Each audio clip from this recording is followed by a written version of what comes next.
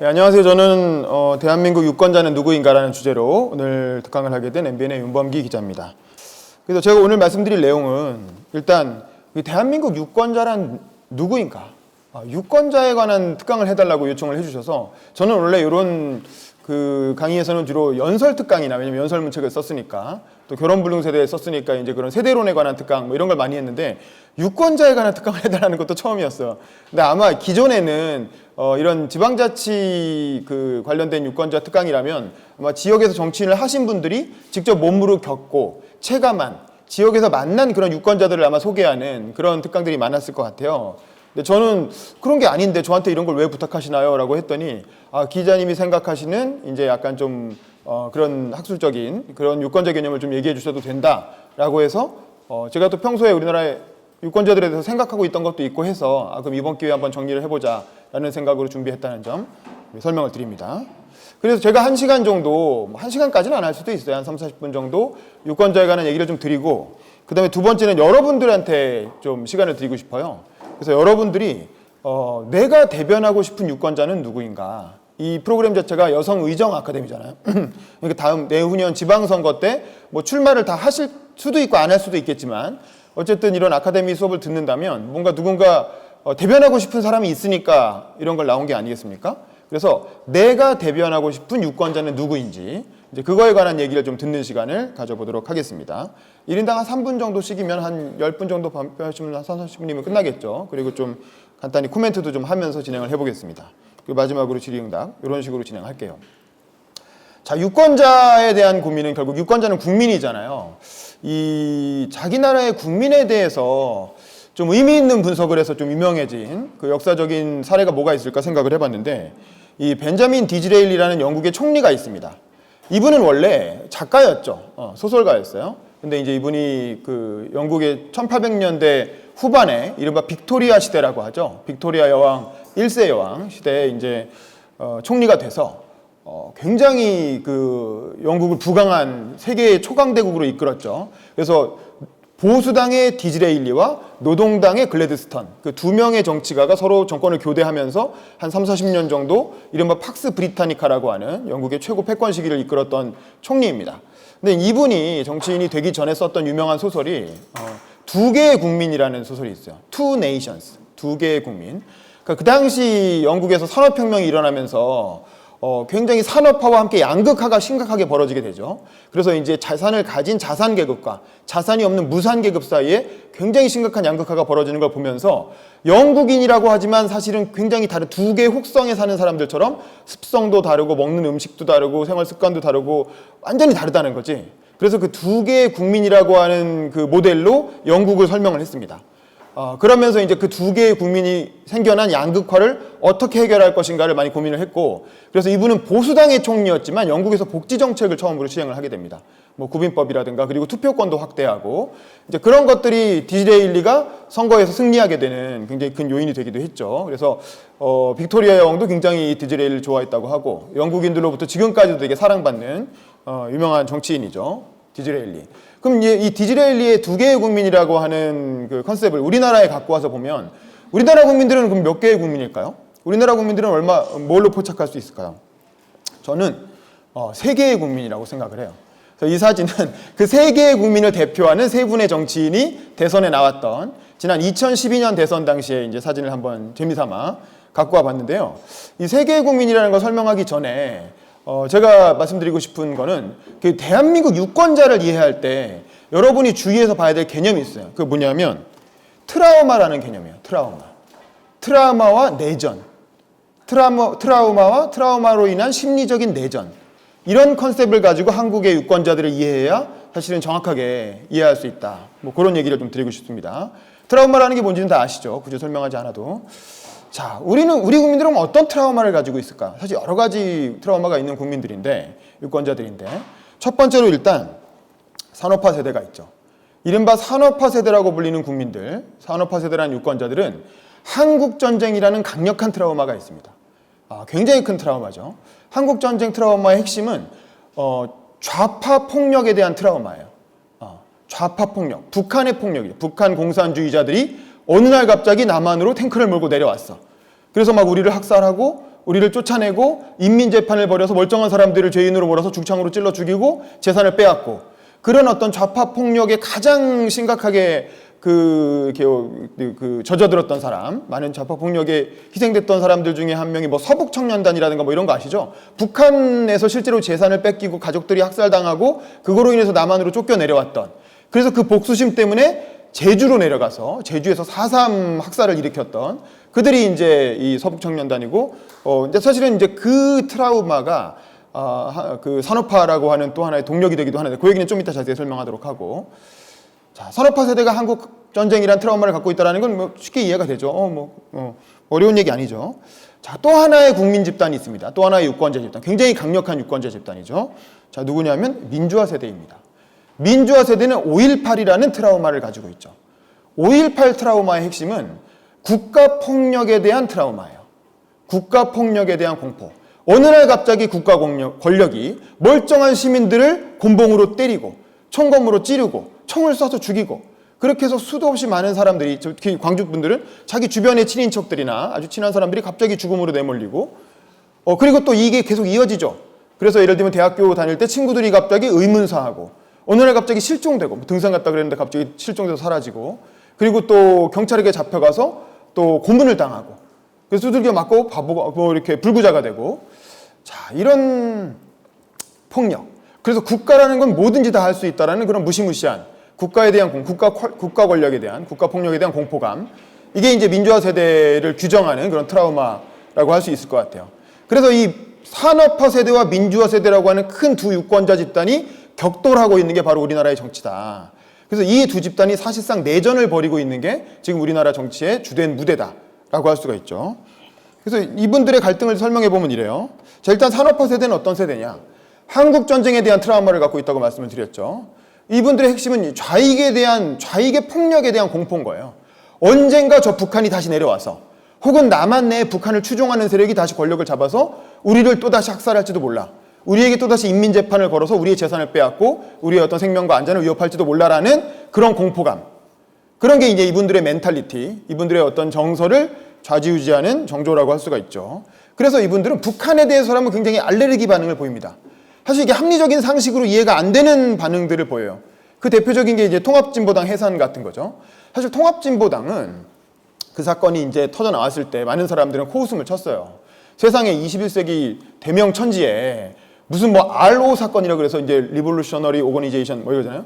무슨 혁명 세력, 혁명 조직을 만들어서 무슨 뭐 이렇게 뭐라 그랬어요? 뭐 전봇대 같은 걸 테러를 하고 뭐 뒤에서 부산에 가가지고 뭐 총기를 이렇게 장난감 같은 총기를 조립을 해가지고 그걸로 뒤에서 무슨 뭐 이렇게 뭐 그런 그 암약을 한다 뭐 이런 얘기였잖아요. 그 말이 됩니까? 요즘 세상에 그게 되겠어요?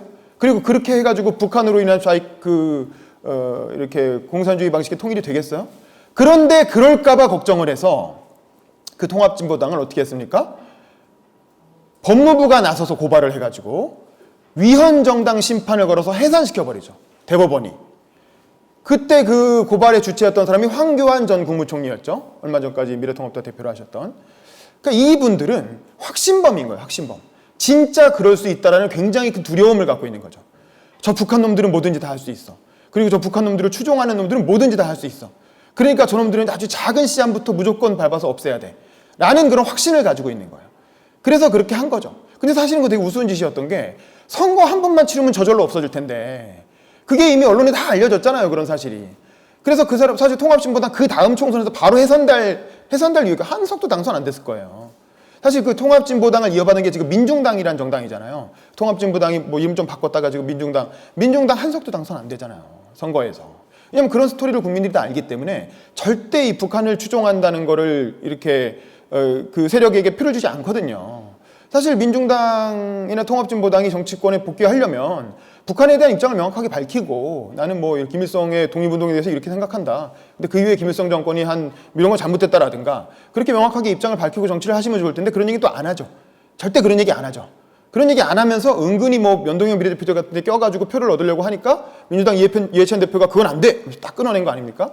뭐 하여간 이렇다면. 그러니까 이게 사실은 근데 이게 민주적인 과정을 통해서 얼마든지 걸러낼 수가 있는데 굳이 무리하게 그 정당 해산을 했다라는 거죠. 사실 이거는 좀 헌정사회는 좀 아름답지 못한 일인데 어떤 이념을 가지고 정당을 없애버린 케이스니까 국가 권력이 어쨌든 뭐 이런 짓을 한다는 거, 알레르기 반응인 거죠. 안 해도 되는 짓을 하는 거예요. 왜냐하면 트라우마 때문에. 트라우마가 없으면 이해하기 어려운 행동을 한 거죠. 근데 또 이분들은 공이 있어요. 지금의 우리나라를 만든 굉장히 큰 공이 있어. 한강의 기적을 달성했다는 거죠. 그래서 우리가 지금 이렇게 여유 있고 풍족한 환경에서 먹고 살 수 있는 물적 토대를 만들었습니다. 그 공을 부정할 수가 없어요. 사실 북한처럼 가난하게 살고 싶은 사람 아무도 없잖아요. 지금 우리 다 선진국의 삶을 누리고 있잖아요. 그리고 사실은 뭐 코로나 사태 같은 거 터졌을 때 우리가 잘 이겨낼 수 있는 것도 사실 이분들이 만들어 놓은 시스템 덕분인 거죠. 우리 주민등록증 다 갖고 있잖아요. 왜 있습니까? 박정희 정부 때 만든 거예요. 의료보험 체계? 박정희 정부 때 처음 도입하기 시작했죠. 물론 나중에 이제 김대중 정부나 이때도 정리가 됐지만. 그래서 이분들은 자기 나름의 영웅을 갖고 있어요. 그게 이제 이승만 대통령, 박정희 대통령 뭐 이런 분들이죠. 이승만 대통령의 업적은 뭐 논란의 여지가 많이 있지만 종합적으로는 별로 좋은 분은 아니지만 그래도 북한의 어떤 적화 그 시도가 이어질 때 한국이라고 하는 그 대한민국이라는 나라를 건국을 해서 자유민주주의 체제를 만들고 한미동맹을 명확하게 어떤 외교안보 시스템을 갖춰놨기 때문에 사실은 50년, 60년간 한국이 안정적으로 발전할 수 있는 외교안보적 기틀을 만들었죠. 뭐 그 공을 부정할 수는 없죠. 근데 그 외에 워낙 과가 많아서 그 공이 다 덮여버렸지만 박정희 대통령은 뭐 사실은 그 우리나라의 이런 경제성장을 이뤄낸 뭐 주역이라고 할 수 있죠. 뭐 아무리 야 그거 어차피 이공화국 때 다 했던 거고 경제개발계획 어차피 장면 정부도 다 하려고 했고 이렇게 얘기하지만 그래도 이렇게 쥐를 잡은 건 매라고 실제로 그걸 실천한 주체라는 걸 무시할 수 없고 그분이 가진 어떤 이렇게 비전이 있었던 거죠. 우리나라를 어떻게든 밀어 넣어서 이 무역 구조 속에서 우리 국제분업 체계에 우리의 역할을 만들므로써 우리가 먹고 살 수 있는 키트를 만든 거예요. 사실 남미 국가들, 아프리카 국가들 다 민족 자립 경제 추구한다고 수입 대체 산업화할 때 수출 주도용 공업화 전략을 채택해서 적극적으로 그 길로 뛰어들게끔 국민들을 몰아갔잖아요. 전 국민을 다 그 방향으로 동원했잖아요. 그거 굉장히 폭력적인 과정이었지만 그 덕분에 우리가 이만큼 먹고 살 수 있게 됐다라는 공을 우리가 부정할 수 없다는 거죠. 그러니까 지금도 이게 태극기 집회에 그 거리에 나오시는 분들은 박정희 대통령 사진 같은 거 들고 나오시잖아요. 그 마음속에 국민들이 가지고 있는 고마움이 있는 거죠. 그래서 사실은 그분들은 여기 영웅이 있는 거야. 자기들이 믿고 따를 만한 어떤 모델이 있고 영웅인, 히로가 있는 거죠. 그러니까 이제 뭉칠 수 있는 그 동력이 생기는 거고 이분들이 중시하는 가치는 안보, 성장 뭐 이런 거를 중시한다고 할 수 있겠죠. 자, 그럼 지금의 주도 세력, 근데 이분들이 옛날 주도 세력이고 지금의 한국 사회를 주도하는 세력은 민주화 세대죠. 그럼 민주화 세대는 어떤 세대냐? 민주화 세대는 아까 말씀드린 것처럼 5.18에 대한 트라우마가 있어요. 근데 국가 폭력에 대한 공포를 가지고 있다는 거죠. 그러다 보니까 국가 권력에 되게 민감해요. 정부의 음모론에 되게 민감하죠. 뭐든지 다 할 수 있다고 생각을 해요. 예를 들면 뭐 그런 거 있잖아요. 이명박 대통령이 일부러 광우병을 퍼뜨리려고 쇠고기를 수입했다 뭐 이런 거 있잖아요. 근데 저도 2008년 그 광우병 집회를 기자 생활의 첫 취재 그 아이템으로 시작을 했었는데 10년 지났잖아요. 그렇죠? 12년 지났죠. 광우병 한 명이라도 나왔습니까? 네? 그때 우리가 광우병의 잠복기가 10년 정도 된다고 했잖아요. 그래서 광우병 지금부터 쇠고기 수입되면 10년 뒤에는 광우병 나올 수 있다고 했거든요. 한 명이라도 우리나라에 광우병 나왔습니까? 사실 물론 그럴 위협성이 아주 없었던 건 아니죠. 그럴 수 있는 위협성이 아주 없었던 건 아니지만 지금 와서 생각해보면 굉장히 과장된 공포였다. 근데 그게 그 당시에 엄청나게 대중적인 인기를 끌면서 많은 사람들이 거리로 뛰쳐나왔죠. 물론 이 광우병 촛불 집회를 처음 시작한 건 민주화 세대는 아니었어요. 이게 누가 시작했는지 아세요? 동방신기 팬클럽이었어요. 그 당시에 여중생이었던 동방신기 팬클럽들이 우리 오빠 미친 소 먹고 광우병 걸리면 어쩌냐 뭐 미친 소 너나 드셈 이러면서 이제 청계광장에서 마스크를 끼고 촛불을 들기 시작한 게 이 광우병 촛불 집회의 첫 시작이었고 제가 그걸 취재를 했었거든요. 그래서 잘 알아요. 근데 그게 나중에 이제 전국민적인 집회로 번져나가면서 이명박 정부에 엄청난 타격을 줬죠. 근데 어쨌든 지금 생각해보면 좀 과한 걱정이었다. 근데 그렇게 생각을 했다는 거예요. 실제로 저놈들은 그러고도 남을 놈들이다. 국민들에 대해 광우병을 퍼뜨리려고 일부러 그렇게 했다라는 식으로 생각을 했다라는 거고 그런 거를 많이 퍼뜨린 그런 세력이 뭐 나는 꼼수다라든가 이제 그런 팟캐스트 하시는 분들이 그런 음모론으로 굉장히 인기를 끌었잖아요. 그분들이 직접 그 얘기를 하신 건 아니지만 그런 맥락 속에 있었고 세월호 사고도 기억나세요? 우리 김어준 씨 나는 꼼수다 할 때 오렌지맨이라는 거 기억나세요? 오렌지맨.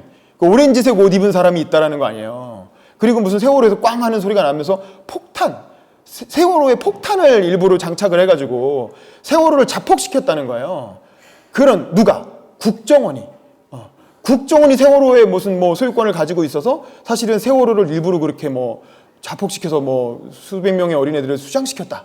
이런 음모론이 막 그때 돌았던 거 기억나세요? 팟캐스트 뭐 이런 걸 통해서. 그렇죠. 말이 됩니까? 국정원 사람들은 한국 사람 아닌가요? 그 사람들이 무슨 목적으로 세상에 세월호를 폭파시켜갖고 사람들을 죽이겠어요. 근데 그런 말도 안 되는 음모론이 그 당시 팟캐스트나 뭐 인터넷 이런 걸 통해서 무책임하게 막 퍼져나갔고, 근데 그거에 대해서 또 아무도 그냥 그때는 그 저놈들이라면 그러고도, 박근혜 정부라면 그러고도 남지 뭐 이러고 또 이제 그런 음모론을 막 소비했단 말이에요. 지금도 사실 그런 음모론 많이 돌아다니죠. 근데 이건 뭐냐면 제가 보기엔 이것도 하나의 역편향이라는 거예요. 국가 권력은 뭐든지 다 할 수 있다. 저 무서운 놈들이 못할 짓이 뭐가 있겠느냐 라면서, 왜냐하면 저놈들은 우리를 학살한 놈들이고 폭력을 자행하고 고문을 자행한 놈들이니까 충분히 할 수 있다라는 그런 어떤 이렇게 트라우마, 그게 음모론의 어떤 투영이 돼서 막 횡행을 했던 거죠. 근데 또 이분들이 그럼 공이 없냐? 그렇지가 않다는 게 또 문제예요. 엄청난 공이 있어요. 일단 민주적 정권 교체를 달성했죠. 그 김대중 대통령이 1997년에 정권 교체를 처음 했을 때, 저도 그때 그 선거운동을 했던 대학생이었어요. 저도 대학생 자원봉사자로 김대중 대통령 선거운동을 같이 했는데, 저는 당선되는 그날까지도 이게 진짜 될까? 왜냐면 여론조사상으로 분명히 이기고 있는데 그래도 믿을 수가 없었어요. 왜냐하면은 50년 동안 한 번도 선거로 정권이 바뀐 적이 없거든. 한국이란 나라는 계속 여당만 당선돼 왔거든, 대통령이. 근데 어떻게 진짜 정권 교체가 될까? 될까 믿었는데 정권 교체를 해낸 거죠. 그리고 나서 노무현 정부도 있고 뭐 우리나라가 많이 발전이 됐죠. 사실은 전 세계에서 우리나라처럼 이렇게 식민지를 탈피해서 신생 독립국가로 2차 대전 이후에 나타난 국가 중에 이렇게 번듯하게 두 번의 정권 교체를 주고받으면서, 우리가 이제 그 이른바 민주주의 공고화론자들, 그 오도넬 같은 공고화론자들이 하는 얘기가 그거잖아요. 두 번의 정권 교체가, 아담 쉐보르스키, 뭐 정권 교체가 안정적으로 주고받으면 그 나라의 민주주의가 공고화됐다 라고 학술적으로 뭐 이렇게 얘기하거든요. 그리고 GDP가 6,000달러를 넘어가면 서든데스, 갑자기 민주주의가 후퇴하는 일이 없다 뭐 이렇게 얘기하는데, 우리나라가 딱 그런 사례거든요, 모범적인. 근데 이게 쉽지 않은 거예요. 별로 없어요. 지금 남미 국가나 아프리카 국가들을 봐도, 동남아를 봐도 그렇게 안정적으로 정권을 주고받으면서 민주주의가 제도화된 나라가 별로 없어요, 이런 신생 독립 국가 중에. 근데 그걸 해낸 거야. 그걸 해낸 주체 세력이 바로 이 민주화 세대인 거죠. 그 5.18의 어떤 그 상처와 아픔을 딛고 그걸 학생운동의 어떤 에너지로 만들어내서 그 당시 대학생들이 한 100만 명 넘는 학생들이 이 학생운동에 투신을 했고, 그걸 이끌었던, 또 그들이 어떤 믿고 따랐던 지도자들이 뭐 김대중이나 노무현이나 뭐 이런 정치인들인 거죠. 그래서 김대중 대통령, 노무현 대통령은 민주화 세대의 영웅이죠. 지금도 많은 사람들이 그분들을 기억하고, 그분들의 어떤, 물론 그분들도 과가 있지만, 적지 않은 과가 있지만, 그럼에도 불구하고 많은 사람들이 존경하는 데에는 그분들이 명확한 공이 있거든요. 너무 그 장점들이 있었고, 그래서 이제 우리 이런 그 뭉칠 수 있을 만한 영웅이 있는 거죠. 그리고 이분들은 복지나 분배 이런 가치를 중시한다. 그러면 자, 이승만과 박정희, 김대중과 노무현, 이런 인물들의 경중이나 우열을 우리가 따질 수 있을까요? 누가 더 훌륭하다, 누가 더 뛰어나고 위대한 대한민국 발전에 도움이 된 인물이었다 라고 우리가 따질 수 있을까요? 따질 수 있죠. 물론 각자의 입장에서, 각자 개인의 입장에서는 따질 수 있는데, 우리가 이 국가적 관점에서 보면 누가 더 기여했다 이런 걸 쉽게 얘기할 수 있을까? 애매한 것 같아요. 근데 이제 서로는 인정하지 않죠. 산업화 세대, 민주화 세대를 인정하지 않아요. 그리고 민주화 세대, 산업화 세대를 인정하지 않죠. 그리고 민주화 세대가 보기엔 이승만, 박정희는 나쁜 놈, 죽일 놈들이죠. 저 나쁜 놈들이라고. 또 산업화 세대가 보기엔 김대중, 노무현은 빨갱이에요. 빨갱이고 나쁜 놈들이고 우리나라를 뭐 북한에 팔아먹으려는 놈들이죠. 도저히 용납할 수가 없는 거예요, 서로 간에는. 용납할 수가 없지만, 근데 보세요. 후속 세대, 다음 세대 입장에서는 어떻게 봐야 될까요? 우리가 고려 말 조선 초를 돌이켜보면 그때 영웅들이 있죠. 우리 정몽주란 사람도 있고, 정도전이란 사람도 있고, 이성계란 사람도 있고, 이방원도 있잖아요. 서로 다 어떤 관계입니까? 서로 다 죽고 죽였죠. 서로는 다 죽고 죽이고 역적으로 몰아서 뭐 원수를 만들고 뭐 죽은 다음에까지 계속 이렇게 적대하고 그랬죠.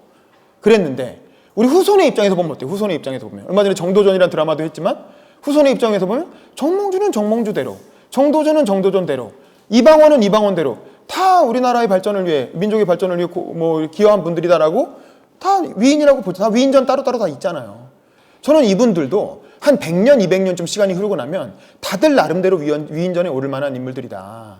다들 나름대로 평가를 받을 거예요. 다만 지금 우리는 감정적으로 용납이 안 되지. 왜냐면 이분들로 인해서 피해받은 사람들이 실제로 우리 가족 중에도 있고, 친구 중에도 있고, 우리 아는 사람 중에 그런 사람이 실제로 있으니까 지금은 용납이 안 되지만 먼 훗날 다 만만치 않은 인물들이었다라고 아마 평가가 될 것이다. 뭐 그런 생각이 드는데, 자, 그럼 이제 다시 오늘날의 정치로 돌아와서, 자, 이 민주화 세대와 산업화 세대가 가졌던 대표 선수가 격돌했던 선거가 언제냐? 저는 지난 대선이 아니라 그 전 대선, 2012년 대선이었다고 생각을 해요. 그래서 아까 제가 처음에 보여드린 사진 있죠. 이 산업화 세대의 대표 선수는 박근혜 대통령이었어요. 박근혜 대통령은 아버지 자체가 박정희 대통령이잖아요. 그러니까 이 박근혜 대통령은 그냥 산업화 세대의 아이돌 스타인 거야.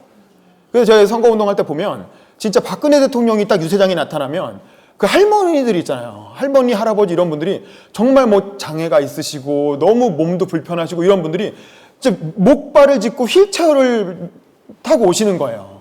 박근혜 대통령 한번 보려고. 그러면서 어이구 우리 그네 우리 박근혜 그러면서 어유 불쌍해. 지금도 불쌍해. 대선 후보인데. 예. 어이구 불쌍해서 어떡하나. 이 산업화 세대에게는 저희 어머니도 그러시거든요. 저희 어머니도 박근혜 불쌍해. 저 가면 빨리 빼줘야 된다고 그렇게. 왜 그러시냐면 이 산업화 세대에게는 박근혜 대통령의 역사라는 거, 이분의 가족사 있잖아요. 가족사라는 건 평생을 봐온 아침 드라마인 거예요. 평생을 봐온 아침 드라마야. 어렸을 때부터 그 부모 세대부터 봐왔잖아요. 그 부분 가족의 스토리를. 얼마나 기구해요. 아버지도 엄마가 먼저 총 맞아 죽었죠. 아빠가 총 맞아 죽었죠. 남동생은 마약 해가지고 뭐 히로뽕 해가지고 인생이 완전 파탄 났죠. 또 여동생이랑 또 싸워갖고 유경재단 놓고 싸워서 완전히 그 원수 됐죠. 그리고 혼자 꾸역꾸역 그래도 정치한다고 결혼도 안 하고 그 나이에 혼자 사는데 힘들게 이렇게 또 정치판에 나와가지고 열심히 또 선거운동을 해서 힘들게 몇 번이나 위기를 겪고 나서 대통령까지 됐다. 얼마나 뿌듯하고 자랑스럽겠어요. 그 세대가 보기에. 그러니까 저분이 너무 잘 됐으면 좋겠는 거예요. 저분의 인생이 아름답게 해피엔딩으로 끝나길 바라는 그런 시청자의 마음인 거죠. 내가 평생을 봐온 드라마가 해피엔딩으로 끝나길 바라. 그런 마음이 다 누구나 있잖아요. 그렇죠? 지금 감정이입을 하고 봤는데 마지막에 감옥에서 죽는 걸로 끝나면 얼마나 우울한 새드 엔딩이에요. 이게 법적으로 옳고 그르고의 문제가 아니라 그분들의 정서가 그렇다는 거죠. 그런 정서를 가지고 투영해서 보시는 분이고, 또 문재인 대통령은 어떻습니까? 문재인 대통령은 노무현의 친구죠. 사실 문재인 대통령이 됐던 핵심적인 이유는 노무현의 친구라는 그 프레임, 노무현의 친구라고 하는 이름을 가졌기 때문이에요. 노무현 대통령과 문재인 대통령은 사실 친구 아니에요. 왜냐하면 5살 차이가 나거든요. 우리가 일반적으로 5살 차이 나는 사람 친구라고 합니까? 원래는 직장 후배예요. 직장 동료죠. 그 법무법인 부산이라고 하는 지금도 있는 그 변호사 사무실에서 노무현 대통령이 정치를 하다 보니까 바쁘니까 사무실을 운영할 사람이 없잖아. 그래서 믿고 맡길 만한 동료가 필요했던 거지. 그래서 나는 정치를 할 테니 너는 이 변호사 사무실을 잘 운영하면서 또 시민사회도 챙겨라. 그렇게 해가지고 후배한테 그 역할을 맡긴 거지. 그래서 문재인 대통령은 끝까지 나는 정치를 안 할 거야. 나는 정치랑 잘 맞지도 않고 나는 말도 잘 못하고 나는 앞에 나서는 거 싫어하니까 그 형님이 그거 하시오. 나는 내가 사무실을 잘 지키겠어. 해가지고 열심히 변호사 일을 하신 거예요. 그래서 사실 이분은 노무현 대통령이 되기 전까지는 알지도 못했어요. 이런 사람이 있는지도. 뭐 부산에서는 좀 알았겠지만. 근데 이제 이분이 유명해진 건 그거죠. 부산에서 선거운동을 하는데 제가 제 책에도 썼지만 노무현 대통령이 그때 이런 얘기가 있어요. 이 노무현이 대통령 감이 돼? 왜 그런 말이 나왔을까요? 노무현 대통령은 대학을 어딜 나갔어요? 대학을 안 나왔죠. 부산 상고가 끝이에요. 근데 생각해 보세요. 그 당시에 우리나라에서 다 대학 나온 사람들이 물론 김대중 대통령이 있지만 모포 상고가 끝이죠. 근데 일제시대였으니까 다 대학 나온 사람들이 주물르던 세상에 상고 출신이 갑자기 대통령 되겠다고 하니까 얼마나 많은 사람들이 우습게 생각을 했겠어요. 제가 무슨 대통령 감이야 라고 많이들 얘기한다면 노무현이 대통령을 해? 야, 노무현 대통령 하면 나는 대통령 할아버지도 하겠다. 이렇게 생각하는 사람들이 엄청나게 많았던 거예요. 그 시대에, 그 기성세대 중에. 그러니까 노무현이 대통령 감이 되냐라는 질문이 나온다는 거야. 그래서 그 연설을 보면 실제로 그래요. 내가 대통령 나오겠다고 했더니 노무현 대통령 감이 되나? 이런 말들을 많이 합니다. 그래서 내가 생각해 봤습니다. 나는 진짜 대통령 감이 되나? 근데 저는 이 자리에서, 그러니까 부산이었거든요. 부산에서 그 연설을 하면서 저는 이 자리에서 분명하게 말씀드릴 수 있습니다. 나는 대통령 감이 된다. 왜냐하면 나는 문재인이를 친구로 두고 있기 때문이다. 왜냐면 그 부산에서 문재인 대통령이 굉장히 존경받는 변호사였단 말이에요. 그 부산 지역을 지키면서 부산 지역에서 되게 존경받는 유지였고 민주화운동 열심히 한 걸로 아주 인정받는 도덕성과 뭐 인품에서 인정받는 존경받는 인물이었다는 거죠. 또 이 문재인 대통령은 경희대 대학도 나왔잖아요. 그러니까 나는 문재인을 친구로 두고 있기 때문에 그 사람이 좋은 사람인지 아닌지를 보려면 그 사람의 친구를 보라고 하지 않았느냐. 내 가장 친한 친구는 문재인이고 이렇게 좋은 사람을 내 친구로 두고 있다는 건 나는 대통령 될 감이 된다는 뜻이다. 그러니까 저는 대통령 될 감이 된다. 그러면서 이제 자기를 띄우기 위해서 사실은 부산에 가서 자기를 띄우기 위해서 한 얘기였는데 그 연설이 문재인은 노무현의 친구, 라고 하는 프레임을 만들어낸 거예요. 그래서 이분이 처음에 시민사회 수석으로 그 청와대에 발탁됐을 때 사람들이 문재인을 소개해야 돼. 언론이 이제 문재인이라는 사람을 소개해야 되잖아요. 소개할 때 어떻게 소개했냐면 노무현의 친구라고 불리는 문재인 변호사가 시민사회 수석이 되었다. 뭐 블라블라. 그 나중에 비서실장까지 하고 이렇게 소개를 하니까 친구라는 건 이게 동격이잖아요. 일반적으로 친구는 나이도 같고 같은 급이라고 생각을 하잖아요. 근데 그 입에서 안희정, 이광재 이런 사람들은 참모고 한참 아랫세대고 근데 문재인은 친구란 말이야. 그러니까 사람들이 노무현 대통령이 그렇게 돌아가시고 나니까 이 업적을 이어받을 사람이 친구밖에 없는 거야. 그래서 문재인 대통령한테 달려가서 특히 양정철 지금 민주원관 지금도 원장이신가요? 네, 원장. 양정철 원장이 내려가서 그 원래 자기 정치 안 하겠다고 양산에 오죽하면 산속에 집을 짓고 들어가서 사셨겠어요. 개 풍산개 키우면서 사시는데 집 앞에 텐트를 치고 열흘을 농성을 해가지고 아니 지금 이런 상황이 돼가지고 지금 국민들이 이렇게 노무현 대통령이 추모하는데 이거를 이어받아서 정치를 안 하시면 어떡합니까? 이걸 누가 이어받습니까? 그렇게 해가지고 억지로 끌어내서 정치를 하게 만든 게 문재인 대통령이었던 거죠.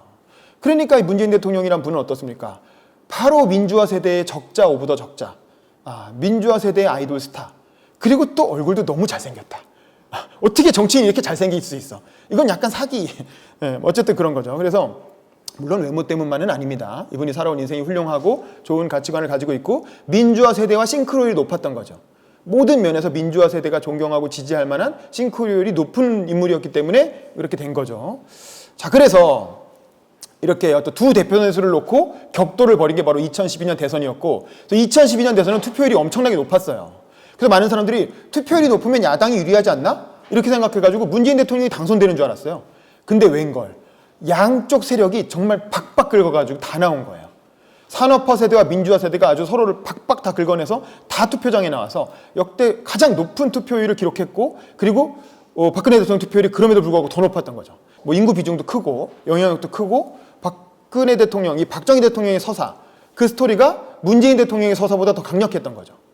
그래서 사실은 2012년에 박근혜 대통령이 당선이 됐다. 그리고 안철수는 이때 중간에 빠졌죠. 그 얘기는 나중에 할게요. 자, 그런데 우리가 정치인들이 싸우는 건 뭐 그럴 수 있어요. 정치인들은 뭐 그러라고 있는 직업이니까. 근데 문제는 정치인만 싸우는 게 아니라 전 국민이 다 이 싸움에 빠져듭니다. 이 산업화 세대와 민주화 세대의 내전에 다 뛰어드는데 그 대표적인 게 뭐냐면 언론이에요. 우리 언론이 흔히 이제 옛날에 민족 정론지라 그래서 우리는 심판이라고 생각을 하잖아요. 저도 언론인이지만 어떻습니까? 근데 지금 언론이 심판인가요? 언론은 선수죠. 사실상 이 내전에 뛰어든 선수가 돼 있어요. 그래서 산업화 세대를 대표하는 언론이 뭐예요? 이른바 조중동이죠. 조선중화, 동아, 뭐 이런 언론사들이 옛날에는 사실은 동아일보는 원래 호남 계열이거든요. 호남의 그 거부였던 인천 김성수가 세운 언론이잖아요.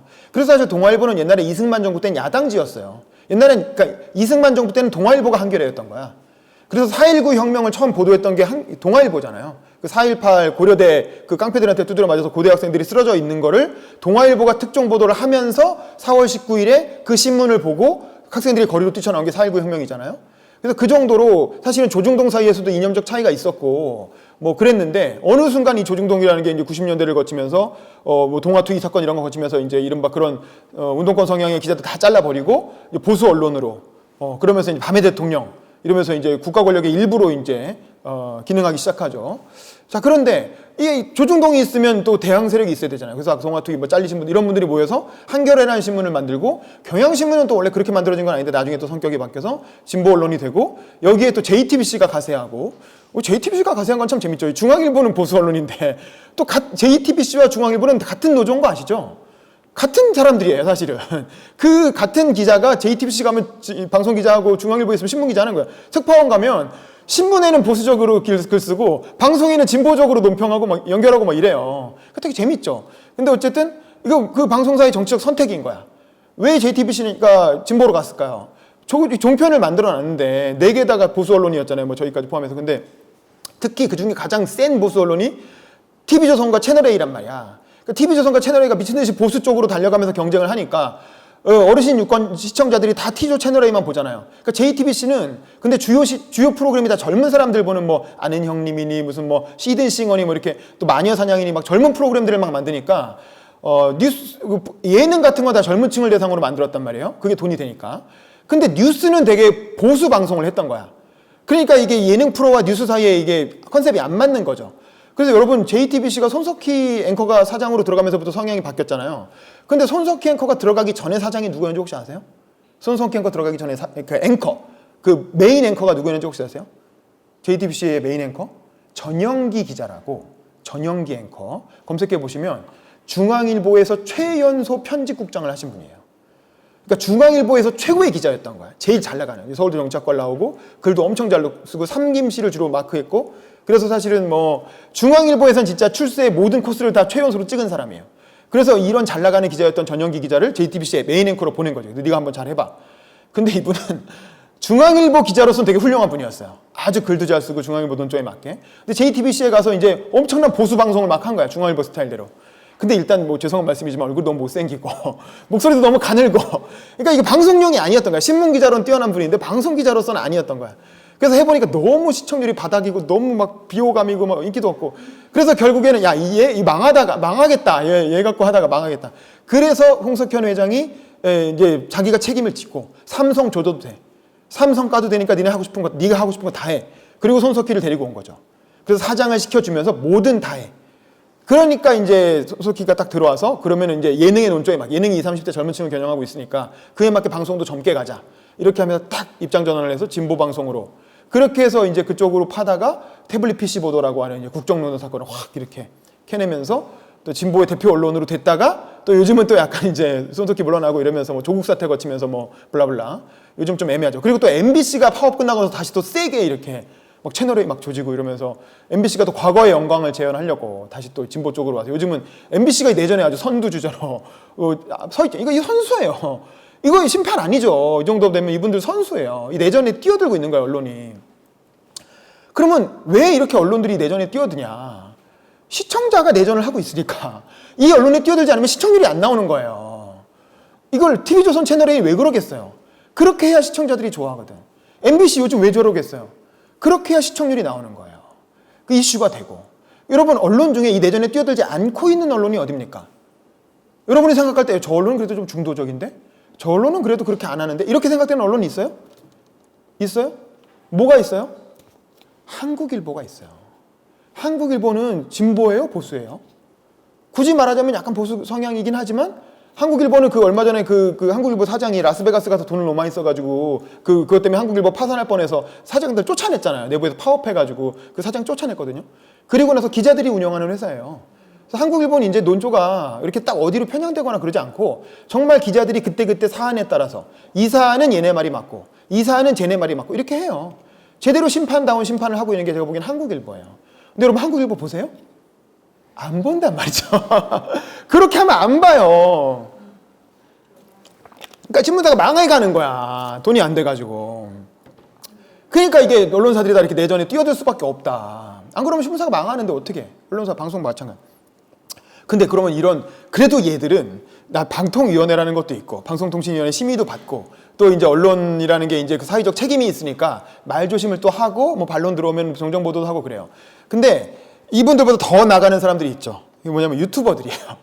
유튜버들은 정말 막 나가죠.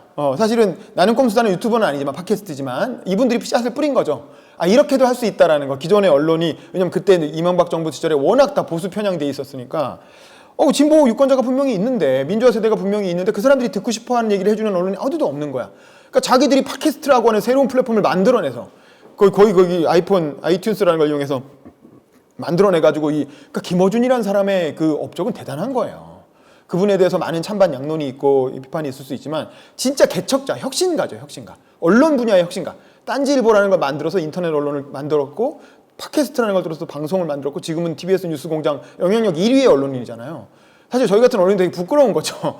아니 선생님 저 양반은 무슨 기자를 해본 적도 없고 언론인으로서 트레이닝 된 사람도 아닌데 저 사람이 대한민국인들이 가장 신뢰하는 언론인이라는 게 사실 이걸 언론이 되게 사실은 자성을 해야 될 만한 부분이고 저도 되게 부끄러운데 근데 어쨌든 이 양반이 아까 말한 뭐 음모론 퍼뜨리고 이런 것도 있지만 어쨌든 이 내전에 자기를 던진 거죠. 기억나세요? 이 나는 꼼수다 어떻게 시작하냐 끝날 때 항상 뭐라고 했는지 기억나세요? 약간 되게 마초적인 언어라 사실은 좀 지금 들으면 불편한 얘기지만 그때는 쫄지마 쫄지마 씨바 항상 이렇게 끝냈죠. 뭐냐면 이명박 정부한테 쫄지 말라는 거야. 국가 권력한테 쫄지 말라는 거야. 그러면서 한번 확 이렇게 그 조짐에서 각하 헌정 방송이라고 하면서 대놓고 현직 대통령이었던 이명박을 조롱하면서 방송을 만들었죠. 그러니 얼마나 송사에 많이 시달리고 맨날 이렇게 자기 유사법조인이라고 하잖아요. 자기는 법 전공도 아닌데 맨날 재판 들락날락하면서 그거 꿋꿋하게 방송하잖아요. 그러니까 자기를 다 내다니라. 그 불이익을 감수하는. 근데 사실 우리 언론인들은 그게 안 되는 거죠. 조금이라도 회사에 피해가 가거나 혹은 뭐 자기가 뭔가 불이익 당할 것 같으면 그런 아이템은 위험하잖아. 이렇게 그래 왔던 거죠. 지난 10년간. 그러다가 이 언론의 신뢰도가 이렇게 바닥에 추락했는데 이분들은 그런 불이익을 감수하면서 내전에 뛰어든 거예요. 내전에 뛰어들어서 마구 이렇게 진짜 조자룡 헝칼 쓰듯이 장판파에서 돌아다니듯이 대활약을 했고 그 결과 지금의 이제 이런 세상을 만든 거죠. 이분들 하나하나 다 지금 유튜버로 잘 나가잖아요. 하나 채널 만들면 다 몇십만 명 구독하고 있고. 그러니까 여기서 이렇게 해가지고 먹고 사는 모습을 보여주니까 반대편에서도 저거 우리도 하면 되겠네 하고 뛰어든 사람들이 가로세로 연구소, 신의 한수 뭐 이런 우파 유튜버들이 등장했잖아요. 그래서 지금은 이제 팟캐스트는 진보의 어떤 플랫폼이었고 유튜버가 우파의 플랫폼이 되면서 너도 나도 우파 유튜버가 돼가지고 그래서 지금 뭐 사실은 강용석은 국회의원이었던 사람이 아주 엘리트고 김세희 기자는 우리 MBN에 있다가 MBC로 옮겨가지고 MBC 기자 잘 하다가 뭐 무슨 노조 만들어서 노조위원장까지 하다가 때려치고 나와서 유튜브 하면서 돈 이거 뭐 몇십억씩 번다는 거 아닙니까? 얼마 전에 MBC 스트레이트가 보도한 바에 따르면 이게 이왕 다 노란 딱지가 붙어갖고 광고 수익이 안 붙는데도 불구하고 슈퍼챗으로 후원을 받아서 뭐 몇 억씩 벌고 막 이런다는 거 아닙니까? 그러니까 이제 막 아주 신난 거지. 이렇게 해서 먹고 살 수 있는 돈도 많이 벌 수 있는 그런 이제 이게 세상이 열린 거지. 이 양반들이 진짜 완전히 게릴라전을 이 심리적 내전, 민주화 세대와 산업화 세대가 싸우고 있는 이 거대한 내전에 뛰어들어서 앞장서서 선두주자로 이렇게 선봉대장으로 이렇게 싸우고 있는 거죠. 자, 이러니까 되게 혼란스러워요. 정치도 혼란스럽고 이게 유튜브를 키면 뭐 이렇게 뭐 시끄러워. 뭐. 근데 이게 유튜버들만 그러냐 이거야. 유튜버들만 그러는 게 아니라 국민들도 그런다. 국민들도. 이거 기억나시죠? 서초동 집회하고 광화문 집회. 우리 조국 사태 때. 서초동에는 민주화 세대가 우르르 몰려 나오고 광화문에는 산업화 세대가 우르르 몰려 나오고 그래서 여기는 30만 명이 모이고 저기는 100만 명이 모이고 뭐 이렇게 주장을 하죠. 뭐 정확한 숫자는 알 수 없죠. 다 각자 스스로 주장하는 거니까. 이게 국민들도 다 내전에 참여하고 있는 거예요, 이제는. 옛날에는 그러니까 정치인들로부터 시작된 내전이 정치인들이 이런 내전을 시작한 건 자기들의 권력을 잡기 위해서 자기들의 어떤 권력 유지를 위해서 시작한 내전인데 이게 언론으로 번지고 유튜버들로 번지고 셀럽들로 번지고 그다음에 국민들한테까지 번져서 이제는 국민들이 다 이 전쟁에 참전하고 있어. 이 전쟁에 참전하지 않으면 정치를 한다고 말할 수가 없는 세상이 돼버린 거예요. 니네 이거 안 하고 도대체 정치 왜 하는 건데? 니는 누구 편인데? 너 뭐야? 너 민주당 편이야? 미통당 편이야? 너 뭐 산업화 세대야? 민주화 세대야? 너 존경하는 사람이 이승만, 박정희야? 김대중, 노무현이야? 이렇게 묻는 정치판이 된 거죠. 그리고 여기서 이탈하는 사람은 정치를 할 수가 없는 거예요. 이 두 편 중 어느 한 편을 들지 않으면. 자, 이런 게 바로 대한민국 유권자, 우리 대한민국이 처한 어떤 정치 상황이다. 이런 어떤 모순. 근데 그러면 절대 악도 없고 절대 선도 없다라는 거예요. 사실 민주화 세대나 산업화 세대나 다 절대 악도 없고 절대 선도 없고 다 누구나 다 약점을 가지고 있고 그러나 공이 있고 뭐 그렇다는 거죠. 저는 그걸 잘 보여주는 최근의 사태가 이 두 분의 죽음이었다. 사실은 박원순 시장과 백선엽 장군 두 분 다 한쪽 세대로부터는 영웅 그리고 다른 세대로부터는 원수, 뭐 빨갱이, 뭐 친일파 뭐 이런 소리를 듣는 분들이잖아요. 그러니까 논란이 되게 많죠. 박원순 시장은 평생을 살아오다가 마지막 순간에 오점을 남긴 거고 백선엽은 인생의 초창기에 젊었을 때 20대, 10대, 20대에 그 만주 간도 특설대를 가서 독립군 때려잡는 일을 했다는 거. 5점으로 시작했지만 그 이후에 6.25 때 큰 공을 세웠고 우리나라 산업화 과정에서 이제 큰 공을 세웠죠. 사실 백선엽의 가장 큰 공은 뭐냐 하면 뭘까요? 6.25 때 뭐 다부동 전투에서 뭐 어쩌고 이런 것도 있지만 사실 백선엽 장군이 역사적으로 한 가장 큰 공은 박정희를 살려준 거예요.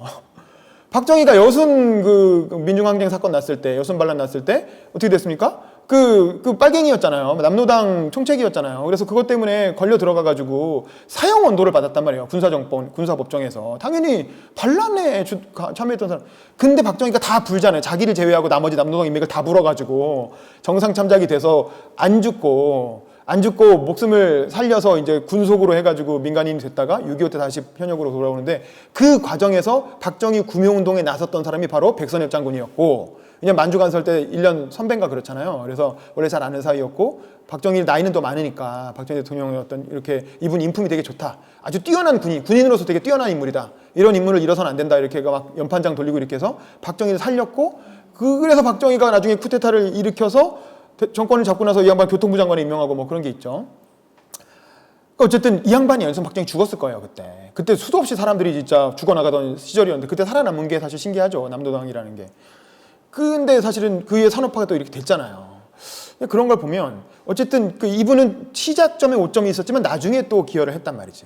그래서 이분은 죽었는데 대전현충원에 간이 많이 뭐 그런 논란이 있잖아요.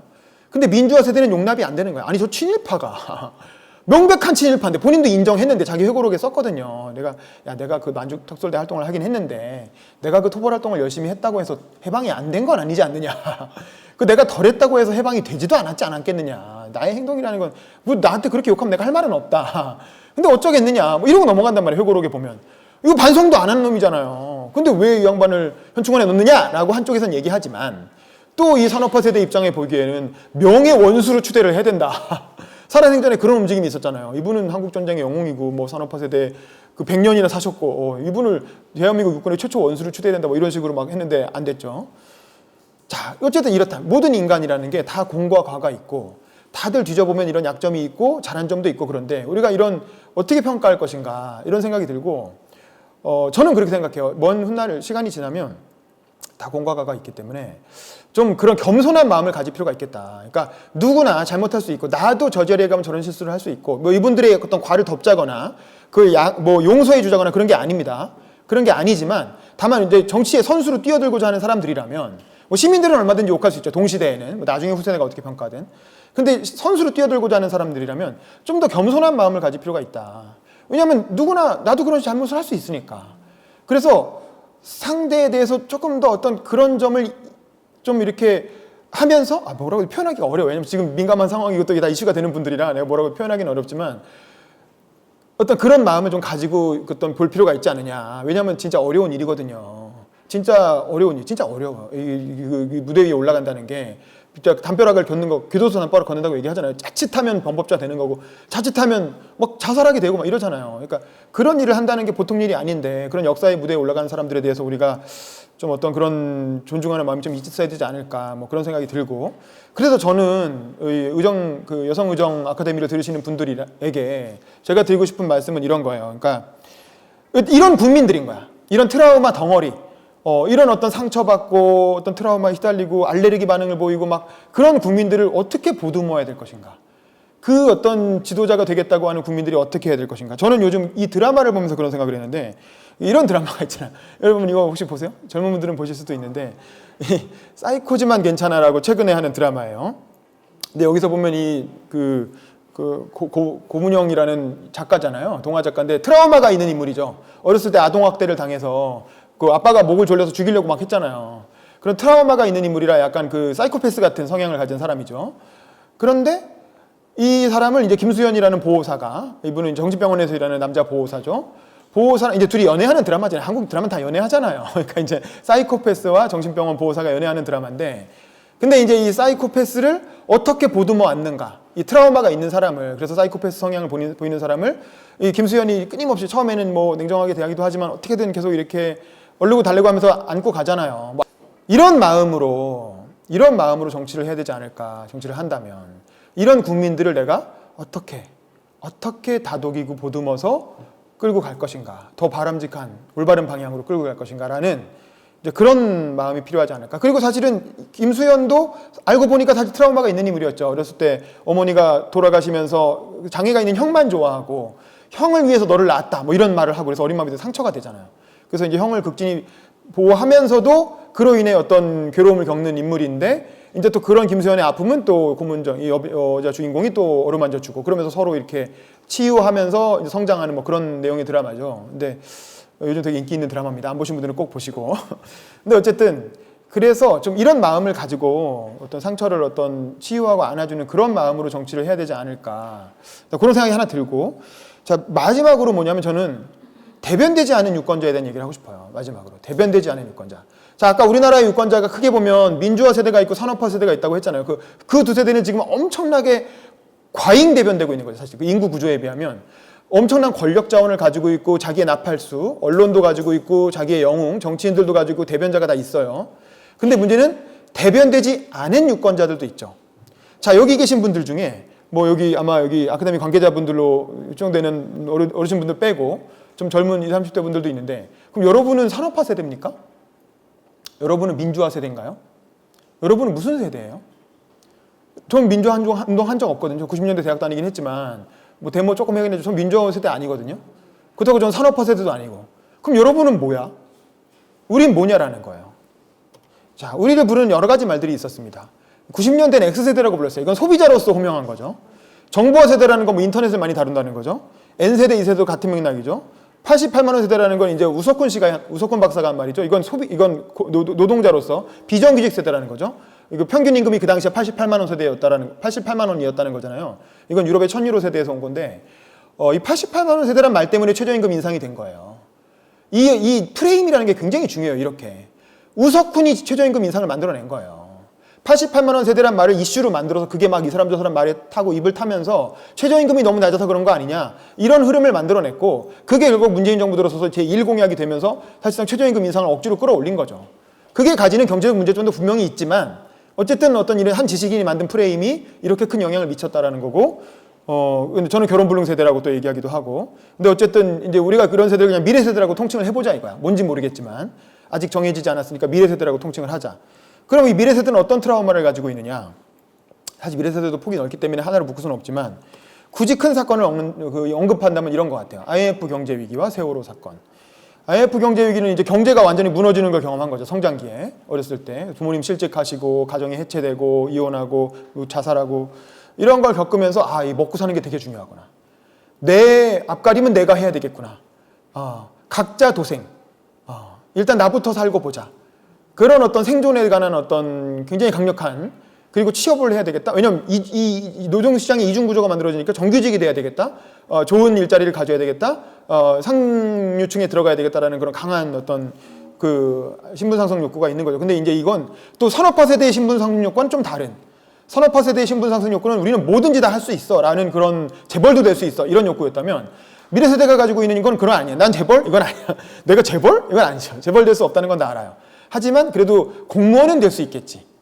교사는 될 수 있겠지. 그래서 안정적으로 연금 받으면서 나중에 노후에 세계 여행 다니고, 코로나 때문에 요즘 세계 일주 못하겠지만 그런 정도의 안정적인 노후는 가질 수 있겠지라는 정도의 어떤 경제적 안정을 추구하는 먹고사니즘.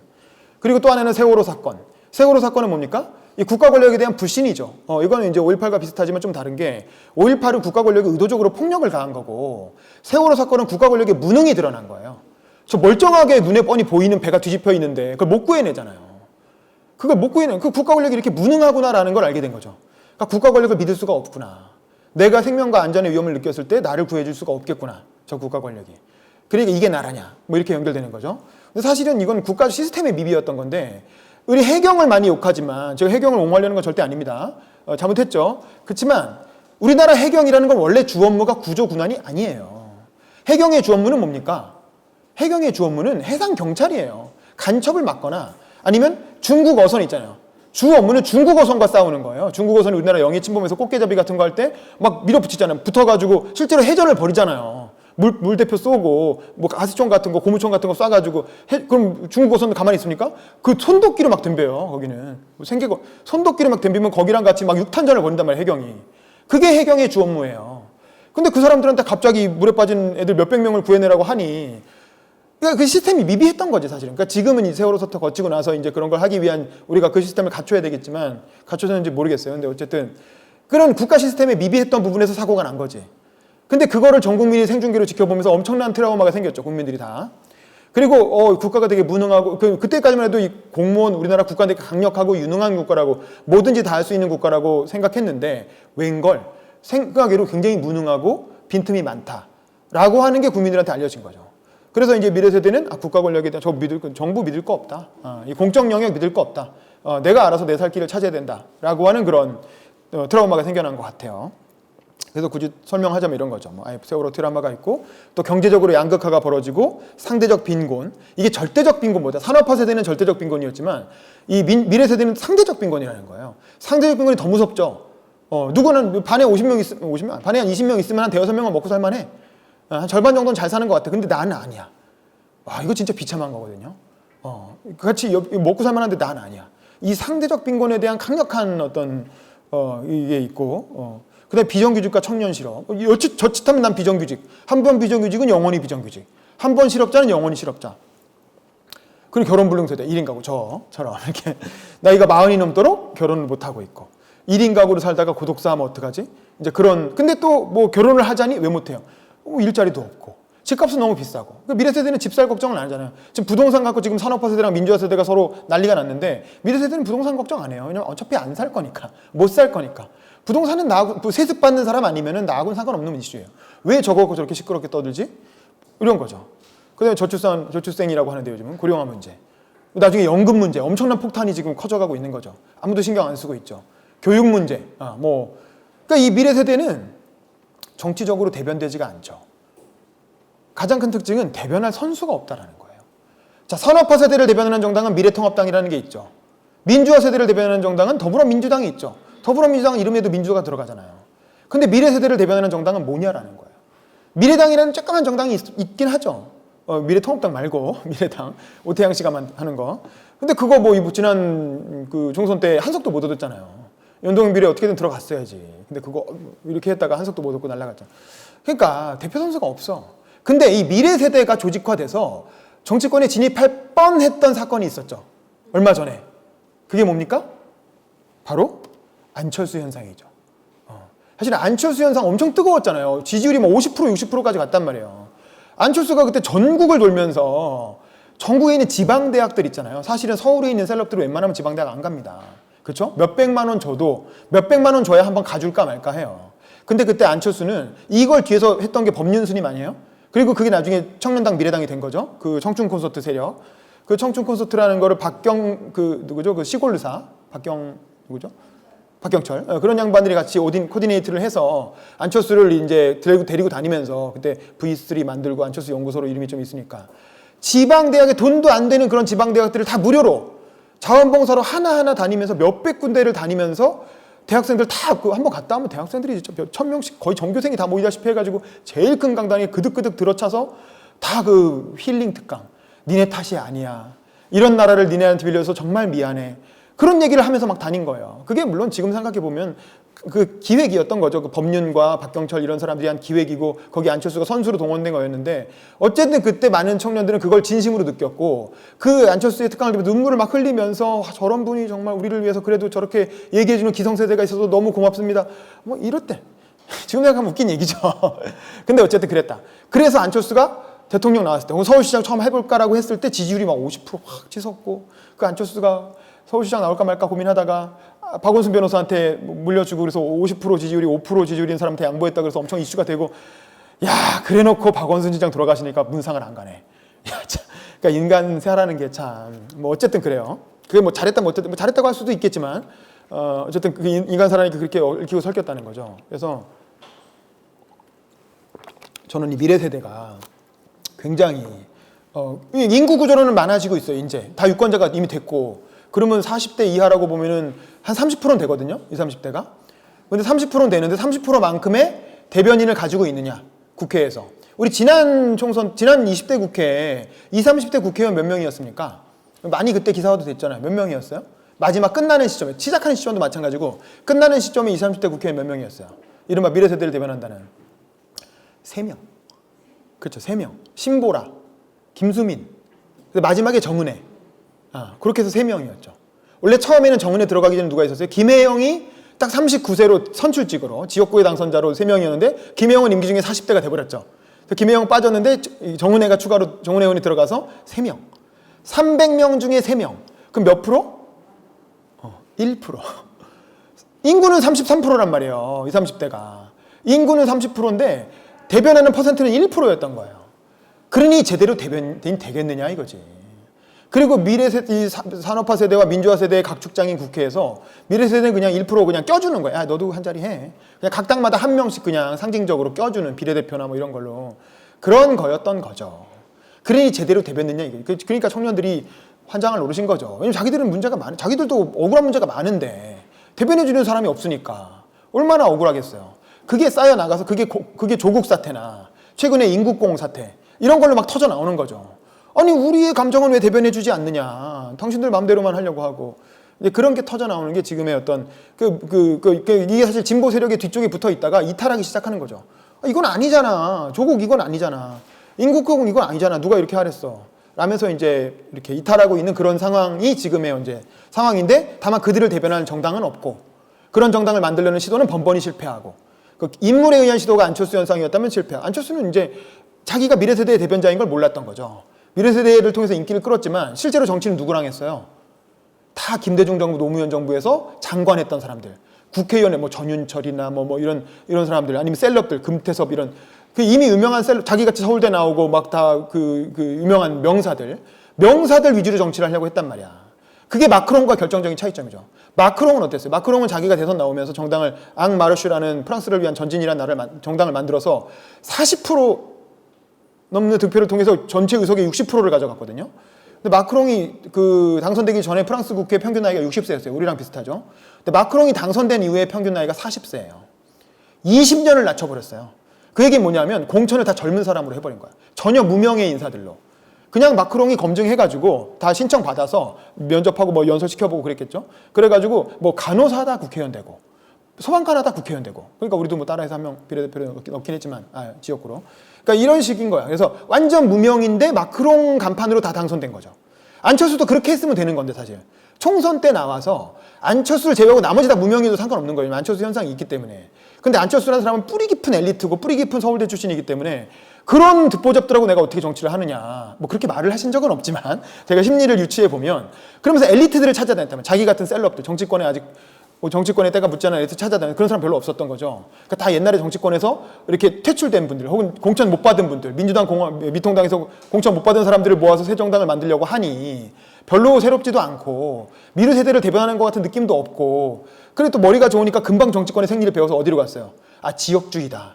결국 한국에서 성공하려면 지역주의로 가야 되는구나. 그래서 호남으로 가가지고 국민의당이라는 호남 정당을 만들어서 문재인 친문 세력에 반대해갖고 나온 호남 국회의원들 잔뜩 끌어모아가지고 그들과 연합해서 호남당을 만들어서 한 번 반짝 한 30석 얻고 반짝했죠. 근데 금방 결국 오래 못 갔죠. 왜냐하면 세대 기반이 없는 상태에서 지역 기반으로 정치를 하다 보니까 그 지역이 민주당으로 다시 들어가 버리니까 결국에는 없어져 망한 거죠.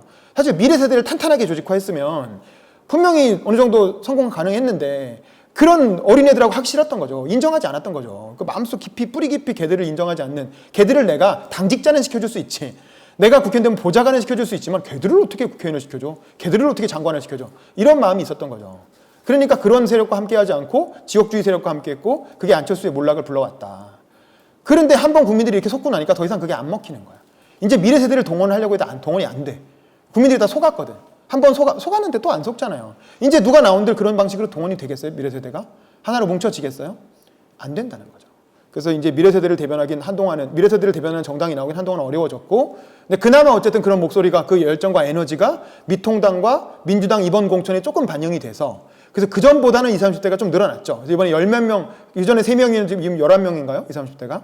그러니까 20대 뭐 대학생위원장 했던 사람도 국회의원 되고 막 그랬잖아요. 그러니까 그게 그런 흐름이 있었기 때문에 그나마 두 자릿수로 올라온 거지만 여전히 300명 중에 11명이면 몇 프로예요? 5%도 안 되는 거잖아요.